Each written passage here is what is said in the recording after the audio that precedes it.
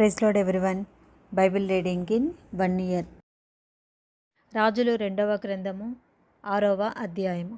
అంతటా ప్రవక్తల శిష్యులు ఎలీషా యొద్దకు వచ్చి, ఇదిగో, నీ యొద్ద మాకున్న స్థలము ఇరుకుగా ఉన్నది. నీ సెలవైతే మేము యోర్దా నదికి పోయి తల యొక్క మ్రాను అచ్చటుండి తెచ్చుకొని మరి ఒక చోట నివాసము కట్టుకుందామని మనవి చేయగా, అతడు వెల్లుడని ప్రత్యుత్తరం ఇచ్చాను. ఒకడు, దయచేసి నీ దాసులమైన మాతో కూడా నీవు రావాలని కోరగా, అతడు నేను వచ్చేదినని చెప్పి వారితో కూడా పోయెను. వారు యోర్దానుకు వచ్చి మ్రానులు నరుకుచుండిరి. ఒకడు దూలము నరుకుచున్నప్పుడు గొడ్డలు ఊడి నీటిలో పడిపోగా, వాడు, అయ్యో నా ఏలినవాడా, అది ఎరువు తెచ్చినదని మొరపెట్టాను. కనుక ఆ దైవజనుడు అదెక్కడ పడినని అడిగాను. వాడు అతనికి ఆ స్థలమును చూపింపగా, అతడు కొమ్మ ఒకటి నరికి నీళ్ళల్లో వేయగా గొడ్డలి తేలేను. అతడు దానిని పట్టుకొనమని వానితో చెప్పగా, వాడు తన చేయి చాపి దానిని పట్టుకొనేను. సిరియా రాజు ఇశ్రాయేలుతో యుద్ధం చేయవలెనని కోరి తన సేవకులతో ఆలోచన చేసి, ఫలాని స్థలమందు మన దండుపేట ఉంచుదామని చెప్పాను. అయితే ఆ దైవజనుడు ఇశ్రాయేలు రాజునకు వర్తమానం పంపి, ఫలాని స్థలమునకు నీవు పోవద్దు, అచ్చటికి సిరియనులు వచ్చి దిగి ఉన్నారని తెలియచేశాను. కనుక ఇశ్రాయేలు రాజు దైవజనుడు తనకు తెలిపి హెచ్చరిక చేసిన స్థలమునకు పంపి సంగతి తెలుసుకొని తన వారిని రక్షించుకొనెను. ఈలాగు మాటిమాటికి జరుగుచూ వచ్చినందున సిరియా రాజు కల్లోలపడి తన సేవకులను పిలిచి, మనలో ఇశ్రాయేలు రాజు పక్షముగా వహించిన వారెవరైనది మాకు తెలియజెప్పరాదా అని వారిని అడగగా, అతని సేవకులలో ఒకడు, రాజవైన నా ఏలినవాడా, ఇశ్రాయేలు రాజు పక్షమున ఎవరనూ లేరు, కానీ ఇశ్రాయేలులోనున్న ప్రవక్తయగు ఎలీషా మీ అంతఃపురమందు మీరు అనుకొనిన మాటలు ఇశ్రాయేలు రాజునకు తెలియచేసెను. అందుకు రాజు, మేము మనుషులను పంపి అతని తెప్పించినట్లు నువ్వు వెళ్ళి అతడుండు చోటు చూచిరమ్ము అని సెలవీయగా, అతడు దోతానులో ఉన్నాడని వర్తమానం వచ్చింది. కాబట్టి రాజు అతడికి గుర్రములను రథములను గొప్ప సైన్యమును పంపాను. వారు రాత్రివేళ వచ్చి నలుదిశలను పట్టణమును చుట్టుకొనగా, దైవజనుడైన అతని పనివాడు పెందలకడ లేచి బయటకు వచ్చినప్పుడు గుర్రములను రథములను గల సైన్య పట్టణమును చుట్టుకొని ఉండుట కనబడెను. అంతటా అతని పనివాడు, అయ్యో నా ఏలినవాడా, మనం ఏమి చేయుదామని ఆ దైవజనునితో అనగా, అతడు, భయపడవద్దు, మన పక్షముననున్నవారు వారికంట అధికులై ఉన్నారని చెప్పి, యెహోవా వీడు చూచినట్లు దయచేసి వీడి కళ్ళు తెరవమని ఎలీషా ప్రార్థన చేయగా, యెహోవా ఆ పనివాని కళ్ళను తెరవచేశాను. కనుక వాడు ఎలీషా చుట్టూను పర్వతము, అగ్ని, గుర్రముల చేత రథముల చేతను నిండి ఉండుట చూచెను. ఆ దండువారు అతని సమీపించినప్పుడు ఎలీషా ఈ జనులను అంధత్వంతో మొత్తుమని యెహోవాకు మొరపెట్టగా, ఆయన ఎలీషా చేసిన ప్రార్థన చొప్పున వారిని అంధత్వంతో మొత్తెను.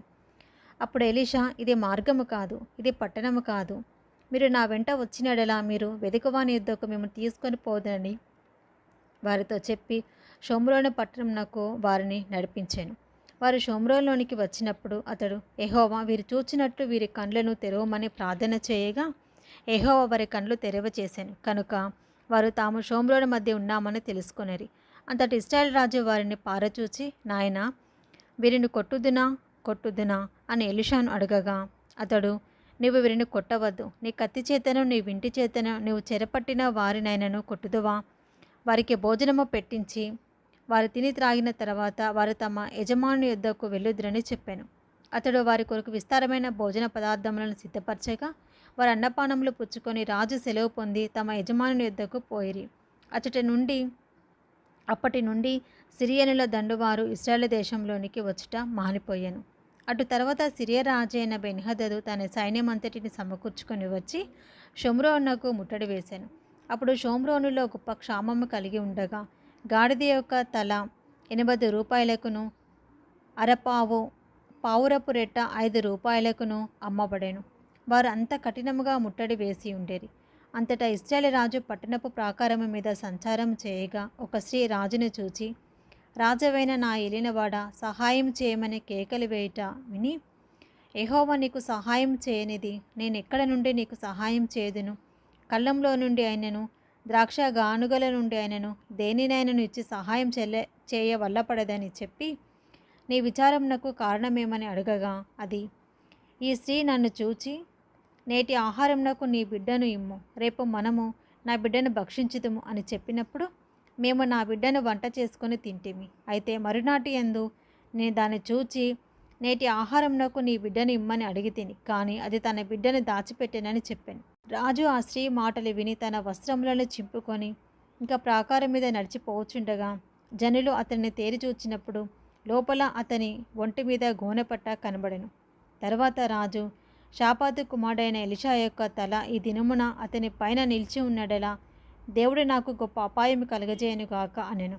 అయితే ఎలీషా తన ఇంట కూర్చొని ఉండగా పెద్దలను అతనితో కూడా కూర్చుండి ఉన్నప్పుడు రాజు ఒక మనిషిని పంపెను. ఆ పంపినవాడు ఎలీషా దగ్గరకు రాకమునిపే అతడు ఆ పెద్దలను చూచి, ఈ నరహంతకుని కుమారుడు నా తలను కొట్టివేయుటకు ఒకని పంపి ఉన్నాడని మీకు తెలిసినదా? మీరు కనిపెట్టి ఉండి ఆ దూత రాగా వాడు లోపలికి రాకుండా తలుపుతో వానిని వెలుపలికి త్రోసి తలుపు మూసివేయుడి. వాని యజమానుని కాళ్ళ చప్పుడు వాని వెనుక వినబడును కదా అని వారితో చెప్పుడనగా ఆ దూత అతని యొద్దకు వచ్చెను. అంతటా రాజు, ఈ కీడు యెహోవా వలనైనది, నేను ఇక ఎందుకు యెహోవా కొరకు కనిపెట్టి ఉండవలెను అనెను.